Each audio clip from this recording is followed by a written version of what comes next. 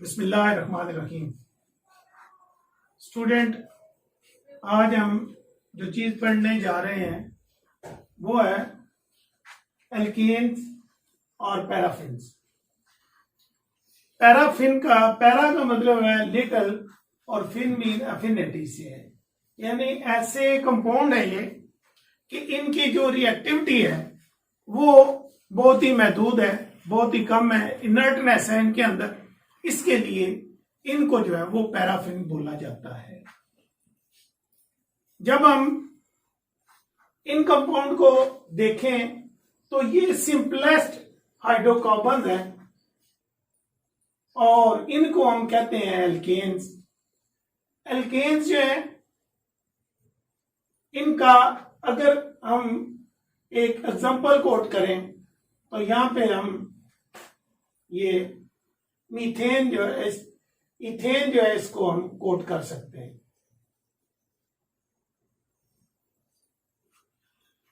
इसका general formula जो है वो CnH2n+2 है। यहां पे हमारे पास C जो है 2 है, तो यहां पे 2n जो है ना, 2n की जगह 2 लगाएं तो ये 4 हो जाता है, +2 6। तो यहां पे हम देख सकते हैं 1 2 3 4 5 और 6। इस तरह से ये फार्मूला इसको रिप्रेजेंट करता है। अब इसके अंदर अगर हम देखें तो एक कार्बन की 4 वैलेंसीज जो हैं, एक वाली ये वैलेंसी, इसकी अगर वैलेंसी नंबर 1 और इसको अगर नंबर 2 करें तो एक ये, दूसरी ये, तीसरी और चौथी। इसकी गिने तो 1 2 3 और 4, ये चारों वैलेंसी जो क्या है कि सिंगल बॉन्ड से इनको सेटिस्फाई किया गया है। सारे इसके अंदर सिंगल बॉन्ड बन रहे हैं, तो हम कहते हैं कि 4 valencies of carbon atoms are satisfied by single bond. इनको सैचुरेटेड हाइड्रोकार्बन्स कहते हैं। वजह यह है कि इसके अंदर कोई डबल बॉन्ड नहीं है और इनकमिंग हाइड्रोजन जो है उसको मजीद अकोमोडेट नहीं किया जा सकता। मीथेन जो है CH4 is the simplest member of this family.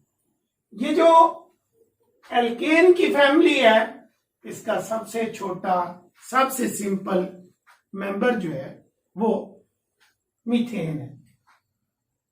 Each carbon atom जो है इन एल्केन इज sp3 हाइब्रिडाइज्ड। और ये जो एल्केन है इसके अंदर कार्बन की हाइब्रिडाइजेशन ड्यूरिंग बॉन्ड फॉर्मेशन जो है वो sp3 है। और sp3 से जो स्ट्रक्चर बनता है, sp3 से जो ज्योमेट्री मार्ज वजूद में आती है उसको टेट्राहेड्रल ज्योमेट्री कहते हैं। सारे के सारे एल्केन जो है उनकी ज्योमेट्री टेट्राहेड्रल होती है। टेट्राहेड्रल स्ट्रक्चर से मतलब हमारा ये होता है कि इसके 4 फेसेस होते हैं। जैसे अगर हम ये जो हमने कंपाउंड लिया है CH4 का, मीथेन का, इसको देखें तो एक अगर हाइड्रोजन यहां पे पड़ा है, एक यहां पे, एक यहां पे है, इस तरह से, तो एक ये ट्राइंगल बनती है और एक ये असल में इसके 4 फेसेस हैं। एक सामने का फेस है, एक ये इस तरह से साइड का फेस है। यूं इसको अगर हम 4 फेसेस जो है इसको सही तरह से रिप्रेजेंट करें बॉन्ड्स के अलावा रेड से, तो एक इसका फेस जो है वो यहां से यहां तक इस तरह से बन रहा है और एक ये इसका फेस बेस के ऊपर बन रहा है और एक यहां से सीधा इस तरह से, एक ये वाला फेस है, एक ये, और एक इसकी बैक पे जो ये ट्राइंगल बन रही और ये बेस पे। तो इस तरह से ये इसके 4 फेसेस है। तो 4 फेसेस वाली जो चीज है उसको हम टेट्राहेड्रल बोलते हैं। अब आगे हमने पढ़ना ये है कि जनरल मेथड प्रेपरेशन के जो है वो इसके कौन कौन से हैं।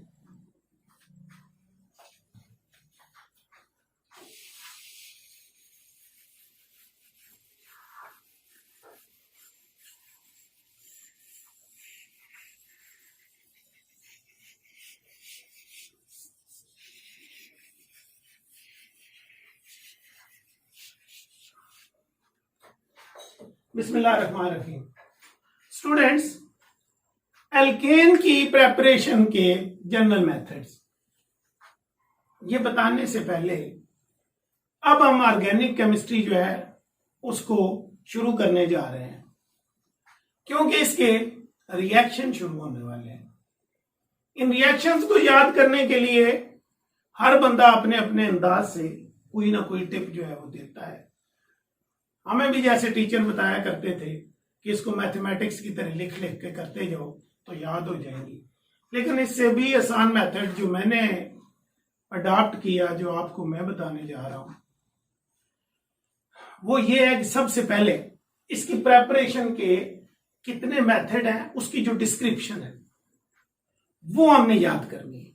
फॉर एग्जांपल, हम अब एल्केन को प्रिपेयर करने जा रहे हैं, तो पहला मेथड है हाइड्रोजिनेशन ऑफ सैचुरेटेड हाइड्रोकार्बन्स, यानी जिसमें एल्कीन और एल्काइन जो है उसको की हाइड्रोजिनेशन करेंगे, उसकी रिडक्शन करवाएंगे। इस रिएक्शन को स्पार्टियर-सैंडर रिएक्शन भी कहते हैं। सबसे पहले आप एक छोटी सी चिट लें, उसके ऊपर ये 4 रिएक्शन के मेथड लिखे हुए हैं। फ्रॉम एल्काइल लाइट्स जो है ना, हम इनको प्रिपेयर करते हैं। डी कार्बोक्सिलेशन से इसको प्रिपेयर करते हैं।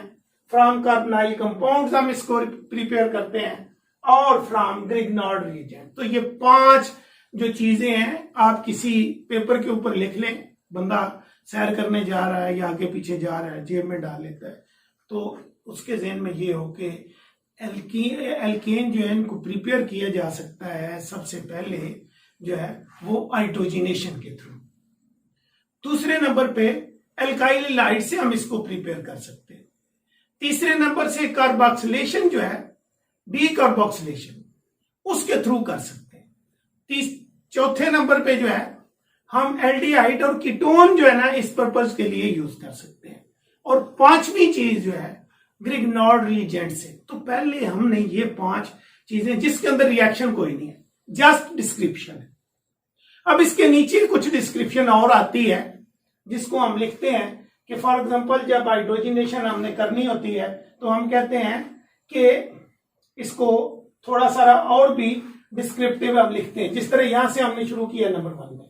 The addition of hydrogen in alkenes and alkynes is in the presence of nickel at 200 to 300 degree centigrade yields alkene। तो ये जो बात हमने की है कि एल्कीन और alkyne when heated in the presence of nickel from 200 degree centigrade to 300 degree centigrade alkenes are prepared। तो ये भी सारा डिस्क्रिप्टिव है। अब दूसरे नंबर पे हमने ये बात याद रखनी है, यानी एल्केन बनाई जा सकती हैं हाइड्रोजिनेशन से, एल्कीन और एल्काइन की, in the presence of nickel when heated from 200 to 300 degree centigrade. ये भी हमने याद करना। अब जो इसके नंबर, अभी रिएक्शन पे हमने नहीं गए, रिएक्शन को हमने छेड़ा नहीं है। रिएक्शन को हम छेड़े भी ना, सबसे पहले नाम और फिर उसकी डिस्क्रिप्शन जो बाकी है उसको हम कर लें, और एट द एंड जो है जब ये बात बिल्कुल हमारे जो है वो जेहन में नशीन हो जाए, हमें इसका सही सही जो अदराक हो जाए, पता चल जाए, कोई पूछे हम बता सकें जी 5 मेथड है जी। पहला हाइड्रोजिनेशन है, दूसरा अल्काइल लाइट से इसको बना सकते हैं, तीसरा डी कार्बोक्सिलेशन से बना सकते हैं, चौथे नंबर पे एल्डिहाइड कीटोन जो है उनकी रिडक्शन करके बना सकते हैं, और 5वें नंबर पे हम ग्रिग्नार्ड रिएजेंट जो है उसका हाइड्रोलिसिस करके बना सकते हैं। ये सारा पता हो, साथ इसकी डिस्क्रिप्शन हो। तो जब 2 नंबर आते हैं तो एक नाम लिखेंगे आप, डिस्क्रिप्शन लिखेंगे, 1 नंबर उसका होगा, और एक जो है रिएक्शन लिखने का। अगर सिर्फ आप रिएक्शन लिख भी दें तो आपको 2 नंबर नहीं मिल जाएंगे, बल्कि ये 1+1 का मेथड चलता रहेगा। और इसमें आप नाम लिखेंगे, हाइड्रोजिनेशन उसकी डिस्क्रिप्शन देंगे, 1 नंबर बन जाएगा। फिर एग्जांपल आप लगा देंगे तो 1 नंबर उसका बन जाएगा। तो अब हम चलते हैं कि पहले मेथड के ऊपर, हाइड्रोजिनेशन ऑफ अनसैचुरेटेड हाइड्रोकार्बन, जिसको हम स्पार्टियर-सेंड्रेंस रिएक्शन भी कहते हैं। अब ये कैसे होता है? एल्कीन और एल्काइन जो है, जब हम उसको हीट करते हैं 200 से 300 डिग्री सेंटीग्रेड तक और निकल कैटलिस्ट जो है वो यूज करते हैं, तो यहां पे हमारी जो है ये एल्कीन जो है, इसको हमने यहां पे इथीन जो है ये एनालॉगस है। एनालॉगस का जब भी वर्ड यूज होगा तो मतलब है कि दोनों के अंदर नंबर ऑफ कार्बन एटम एक जैसे होंगे। जैसे इथीन में 2 है तो इथेन में भी 2 ही है, जो इथेन इससे बनी है। अब यही रिएक्शन जो है ये प्लाटिनम और प्लाटिनम जो है, कैटालिस्ट उनकी मौजूदगी में आम टेम्परेचर पे आप करवा सकते हो।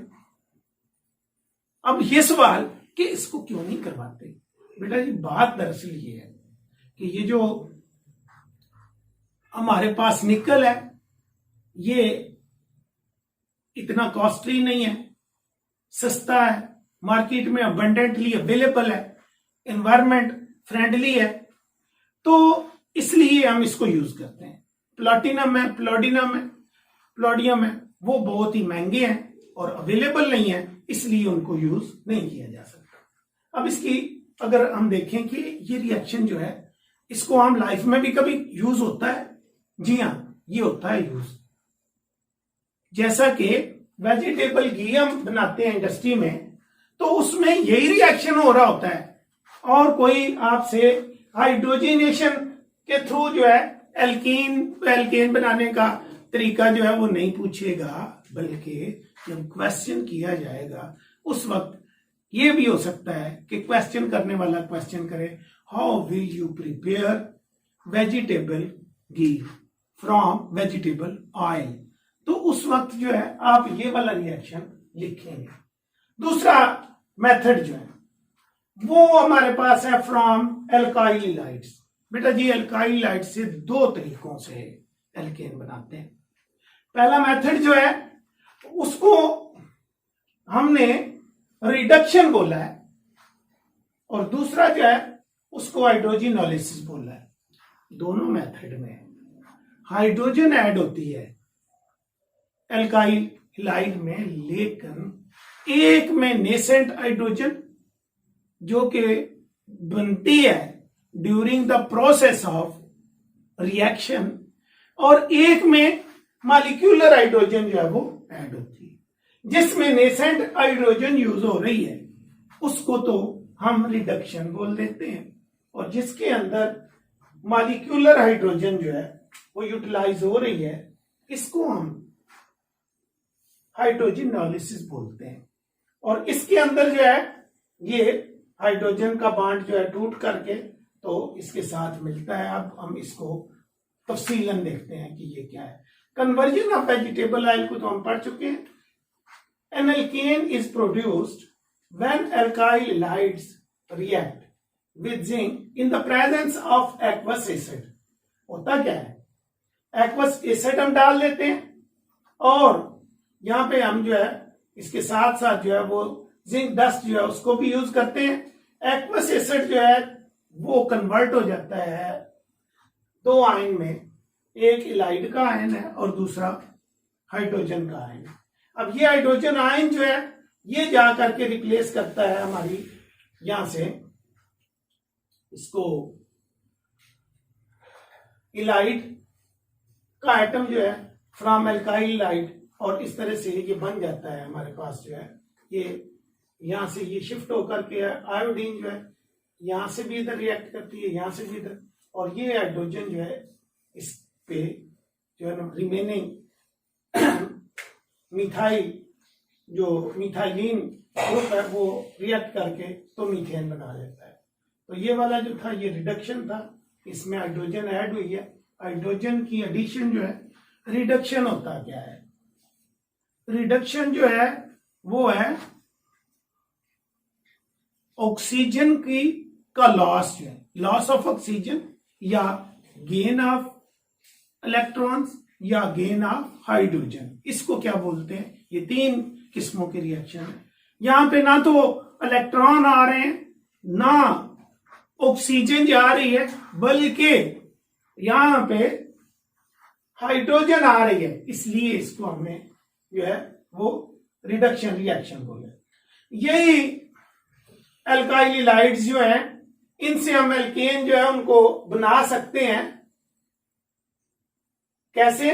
प्लैटिनम और चारकोल को कैटलिस्ट के तौर पे यूज करें और हाइड्रोजन जो है मॉलिक्यूलर फॉर्म में रिएक्ट करती है एल्काइल हैलाइड के साथ, और यहां पे हमारे पास जो है वो एल्केन बन गया है, और ये साथ इसके जो है वो एसिड जो है एलाइड एसिड बन गया है। तो ये 2 मेथड, दूसरा मेथड, पहला जो है ना preparation from by hydrogenation of unsaturated hydrocarbons, दूसरे पे हमने एल्काइल हैलाइड से इसको प्रिपेयर किया। अब हम आगे बढ़ेंगे तो तीसरा मेथड जो है उसको देखेंगे। कार्बोक्सिल ग्रुप जो है, ये वाला ग्रुप जो है COO एज, इसको हम कार्बोक्सिलिक ग्रुप बोलते हैं। ये इक्विवेलेंट होता है इसके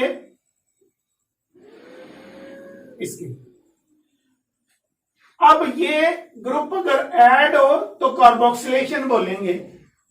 अगर ये वाला ग्रुप जो है इसको एलिमिनेट कर लें, ऑलरेडी प्रेजेंट था, हमने इसको निकाल दिया, तो इसकी जो एलिमिनेशन है वो डी कार्बोक्सिलेशन बोली जाएगी।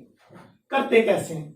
सबसे पहले जो कार्बोक्सिलिक एसिड होता है, कार्बोक्सिलिक एसिड भी कई किस्मों के होते हैं, यहां पे हम मानो कार्बोक्सिलिक एसिड उसको बोलेंगे जिसमें ये एक ग्रुप है, जिसमें ये 2 ग्रुप हैं, उसको हम डाई कार्बोक्सिलिक एसिड बोलेंगे एंड सो ऑन। मानो कार्बोक्सिलिक एसिड में जो है सबसे पहले हम देखें तो एसिटिक एसिड जो है उसको हम बोलते हैं, या इथेनोइक एसिड जो है, और इस लाइन में जिसके साथ जो है प्रोपियोनिक एसिड हो या उससे ऑनवर्ड आप बढ़ते जाएंगे तो सारे ये मोनोकार्बोक्सिलिक एसिड है, ठीक है।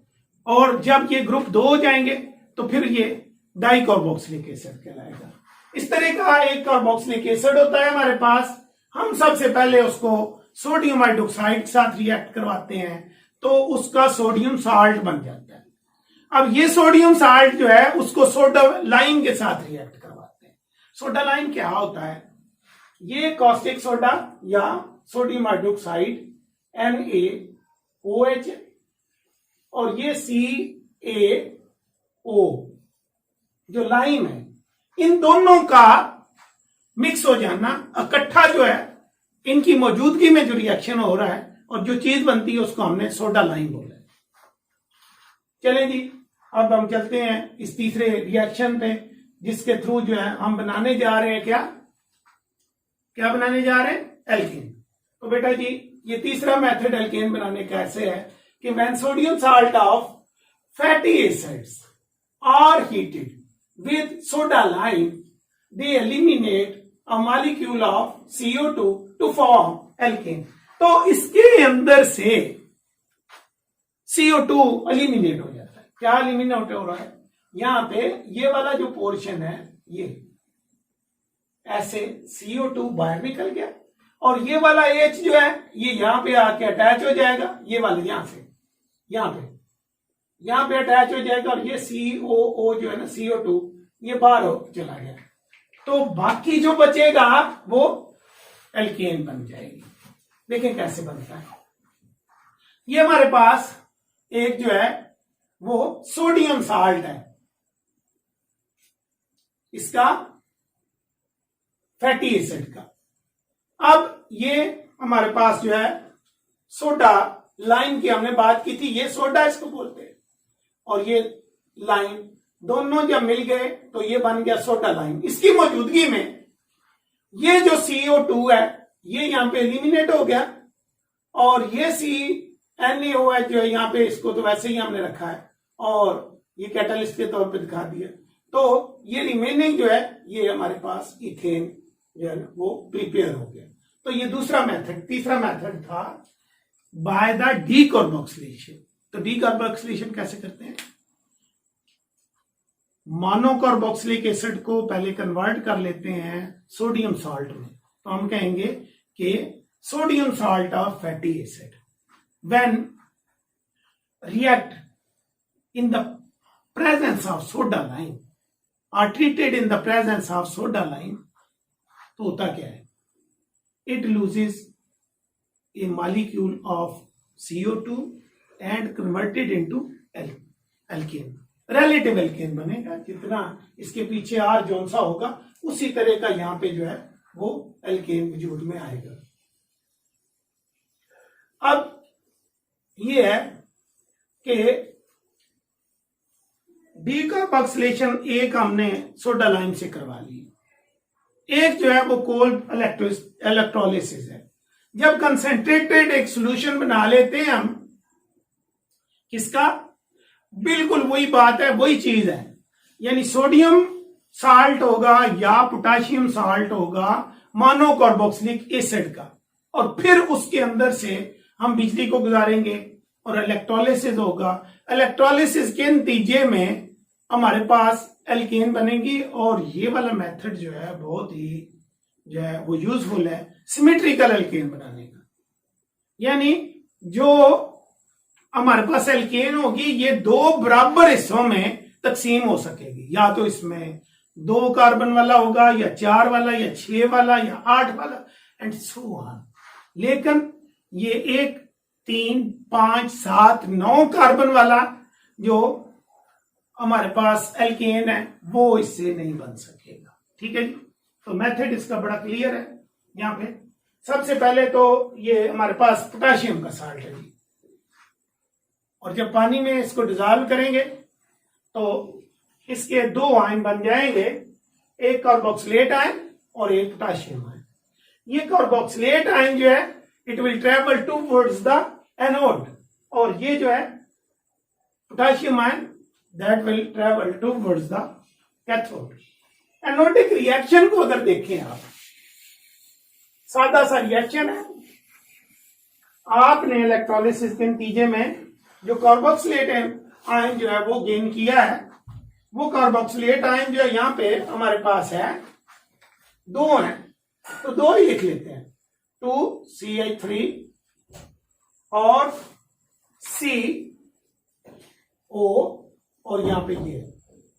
अब ये जब पहुंचता है कहां पे? एनोड पे, तो गेन ये जो लूज करेगा 2 इलेक्ट्रॉन। 2 इलेक्ट्रॉनों को लूज करने के बाद इसकी जो शक्ल बनेगी वो कुछ इस तरीके की होगी। ये अब ये जो हमारे पास एक कार्बोक्सिलेट रेडिकल बन गया है, ये रेडिकल जो है इसके अंदर से अगले स्टेप में ये वाला पोर्शन जो है CO2 का ये लूज हो जाएगा, और इसके लूज होने के बाद हमारे पास CH3 CO ये वाला एक जो है इसके ऊपर इलेक्ट्रॉन है, ये कन्वर्ट हो जाएगा। ये रिवर्सिबल रिएक्शंस है, यानी दोनों साइड में प्रोसीड होते हैं, फॉरवर्ड डायरेक्शन में भी और बैकवर्ड डायरेक्शन में भी। तो यहाँ पे 2 मिथाइलिन जो है वो रेडिकल प्रोड्यूस हो गए along with the production of 2 CO2 molecule। अब नेक्स्ट जो इसका हमारा स्टेप है थर्ड, और ये टर्मिनेशन इसकी हो रही है यहाँ पे रिएक्शन की, ये मिथाइलिन प्लस ये मिथाइलिन दोनों जब आपस में मिलते हैं तो बन जाती है एक सिमेट्रिकल एल्केन जिसका नाम है इथेन। ठीक है जी, ये एनोड पे रिएक्शन हुआ। इसी तरह से अगर आप कैथोड पे देखें तो ये जो 2 इलेक्ट्रॉन है ये जब वाटर के साथ रिएक्ट करते हैं तो ये बन जाता है 2 हाइड्रोक्सिल आयन और प्लस हाइड्रोजन मॉलिक्यूल। इस तरह से ये जो 2 हाइड्रोक्सिल आयन बनते हैं ये फर्दर जो हमने 2 पोटाशियम के आयन शुरू में यहाँ पे प्रोड्यूस कर लिए थे, ये वाले, इनके साथ रिएक्ट करके तो ये बना देता है 2KOH, और इस तरह ये रिएक्शन जो है मुकम्मल होता है। ठीक है जी। तो ये हमने देखा कोल्ड इलेक्ट्रोलिसिस। ये था असल में तीसरा मेथड जिसको हमने डीकार्बोक्सिलेशन बोला। दोनों मेथड जो है, एक के अंदर रिएक्शन हमने सोडा लाइम से करवाया, तो दूसरे में कोल्ड इलेक्ट्रोलिसिस जो है उसको यूज किया। बहुत ही आसान मेथड है ये। सबसे पहले हमने डिस्क्रिप्शन इसकी याद कर लेनी है, रिएक्शन जो उसको बाद में लिखना है, इस बात को याद रखना है। अब चौथा मेथड जो है उसके ऊपर हम जा रहे हैं, और जो चौथा मेथड है प्रेपरेशन एल्केन की के लिए वो है कार्बोनाइल कंपाउंड्स। तो कार्बोनाइल सबसे पहले हम ये देखते हैं कि ये कार्बोनाइल ग्रुप जो है कौन सा होता है। इसको घबराना नहीं है, अभी हर लफ्ज जो है वो एक्सप्लेनेशन चाहता है। यानी अगर मैं कार्बोक्सिलिक ग्रुप बोलता हूं तो उसको लिखना है, अगर हमने जो है वो कार्बोनाइल ग्रुप बोलना है तो लिखना है, क्योंकि इस वक्त हमें चीजें याद नहीं है। लेकिन एक एक चीज जो है करके तो नॉलेज बिल्डिंग होती है, और इन चीजों को अगर हम जो है वो शुरू में साथ साथ करते जाएंगे तो फिर इंशाल्लाह आसानी अल्लाह ताला बनाएगा। ये वाला जो ग्रुप है इसको कार्बोनाइल ग्रुप बोलते हैं। ठीक है जी। अगर इसकी एक साइड पे हाइड्रोजन हो एटलीस्ट, दूसरी पे कार्बन ही लगे जिससे आर ग्रुप हम क्या लेते हैं, तो इसको बोलेंगे एल्डिहाइड, बल्कि इसको तो हम यूं ही कार्बोनाइल रहने देते हैं। और यहां पे हम लिखते हैं कि अगर ये इस तरह से हो, यानी एक तरफ हाइड्रोजन लगा है, तो इसको हम बोलते हैं एल्डिहाइड। इसको ज्यादा हम नहीं करेंगे कि इसके ऊपर पूरा चैप्टर है एल्डिहाइड और कीटोन का, और ये बड़ा आसान हो जाएगा जब हम आगे जाएंगे। ये चीजें बार बार रिपीट होती जाएंगी। अभी तो समझें कि हम इसका नॉमेनक्लेचर ही देख रहे हैं। और फिर जो है अगर ये कार्बोनाइल ग्रुप हो, इसकी इस साइड पे भी कार्बन और इस साइड पे भी कार्बन, और जो है इसमें जो है ना हाइड्रोजन भी कभी लग जाता है, लेकिन अमूमन हम कार्बन लेते हैं। ये कार्बन एक हो सकता है, ये 2 कार्बन हो सकते हैं, 3 कार्बन हो सकते हैं, यानी इस तरह से, और किसी तरह की भी आगे चेन जो है ना इसको प्रोसीड कर सकती है। ठीक है जी। ये आर जो है ना इसको हमने पहले देखा हुआ है। कार्बोनाइल ग्रुप जो है नॉमेनक्लेचर में सबसे पहले इसको नॉमेनक्लेचर दिया। तो ये एल्डिहाइड और कीटोन 2 चीजें हो गई। अब ये एल्डिहाइड और कीटोन जो 2 चीजें हमने देखी हैं, इसकी रिडक्शन होती है, तो एक में जो है वो मिथाइल ग्रुप बनता है, तो दूसरे में मिथाइलिन ग्रुप बन जाता है। ठीक है जी। और बनता कैसे है यहां पे हम देख लेते हैं। Carbonyl groups of aldehydes and ketones are reduced to methyl और methylene groups respectively by either Clemmensen's और वुल्फ-किशनर रिएक्शन। अब अगर कीटोन है तो क्लेमेंसेंस रिएक्शन होगा, और अगर एल्डिहाइड्स हैं तो वुल्फ-किशनर रिएक्शन होगा। इन दोनों रिएक्शन में क्या फर्क है? दोनों रिएक्शन में कैटालिस्ट का फर्क है। पहली शक्ल में जो हम कैटालिस्ट यूज कर रहे हैं वो है जिंक मरकरी का amalgam in the presence of hydrochloric acid. Nascent hydrogen के 4 जो है एटम वो रिएक्ट करेंगे, और यहां पे हमारे पास 3 कार्बन जो है उसकी एक चेन है, और ये 3 कार्बन का आगे एल्केन बन गया है। ठीक है जी। एसीटोन जो है कन्वर्ट हुआ है प्रोपेन में, और वाटर जो है वो रिलीज हुआ है। This was the case of a ketone. ये कीटोन का केस था। क्लेमेंसेंस रिएक्शन में क्या हुआ है, जिंक मरकरी का अमलगम जो है वो लिया है, और हाइड्रोक्लोरिक एसिड लिया है, और एसीटोन के साथ उसको रिएक्ट करवाया है। रिएक्ट करने के बाद वाटर रिलीज हुआ है, और बाकी 4 हाइड्रोजन जो है रिडक्शन हुई है। 4 हाइड्रोजन जो है नेसेंट हाइड्रोजन वो इसमें अब्जॉर्ब हुए हैं, एक वाटर मॉलिक्यूल और एक प्रोपेन का मॉलिक्यूल बन गया। अब इसके मुकाबले में जब एल्डिहाइड का केस लिया है तो हमने कहा है कि एल्डिहाइड जो है वो